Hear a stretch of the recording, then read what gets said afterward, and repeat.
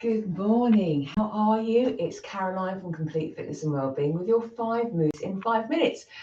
The 5 moves we're going to be covering today are from our balance and strength class. And did you know how important it is to work on our balance as we go through midlife?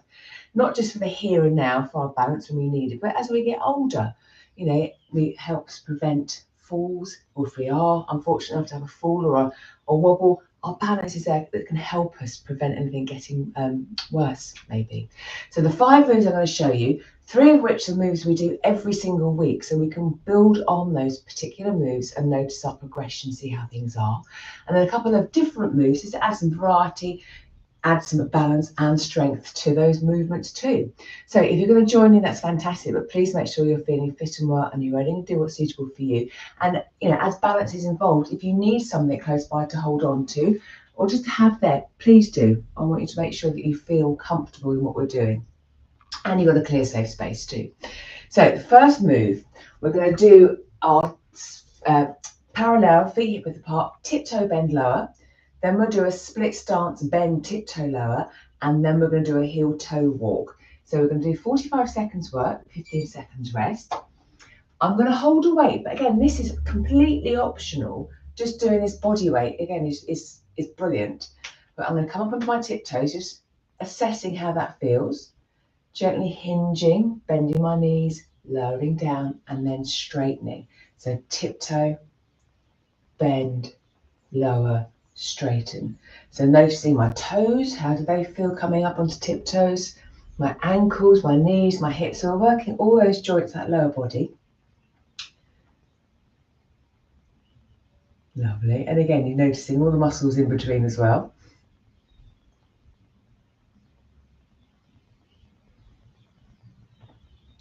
Lovely. And pause. From here, we're going to go into a split stance. So I'm going to take my right leg back, my feet are still hip width apart, and this time we're going to go into a gentle bend, then tiptoe, then straighten, back down again. So bend, tiptoe, straighten, lower. So I'm now transferring my weight in sort of semi-squat position onto the balls of my feet and then pushing up through that. So again, challenging the balance and the muscles in a different way. I am holding the weight, but again, body weight. We don't need to hold anything to do this.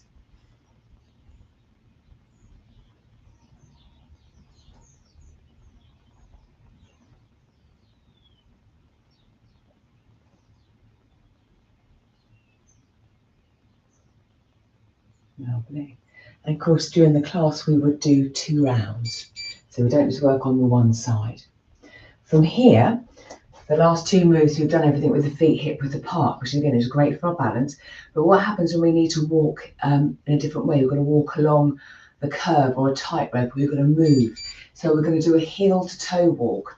And again, I'm doing this barefoot, so again, I can actually feel the heel against my toe, the toe against the heel. I've got that connection with my feet on the floor, so that awareness, that's keeping my feet sort of sensitive, being aware of what's going on underneath. Also, again, gives me the chance to be able to sort of spread my toes, work on that. Because if we're in our shoes all the time, again, our feet can become a little bit stuck, and obviously depending on the shoes, it's just nice, again, to have that connection with the floor or the ground, different textures as well. Good to keep the toes and the feet, I don't know, awake almost. Lovely. Okay, so from there, we're going to do a single leg balance, but adding some upper body movement. So it's going to be more challenging on that balance. Now, we can do this body weight or with some very light weights. I'm going to stand on my right foot. My left foot is going to be the one off the floor. And I'm just going to imagine I'm boxing. And as you can see straight away, actually, that movement through the upper body, that rotation, is making me wobble quite a bit. So my right leg is having to stabilise a lot. If that was too much, again, I could always just rest my foot on the floor, my other foot, perhaps big toe, so I've got a little bit more additional stability. What works best? Again, I can pop the foot down at any time. So getting a little bit of upper body movement in, as well as a bit of balance, resetting whenever you need to. Lovely. And pause in there. Again, we would do the other side.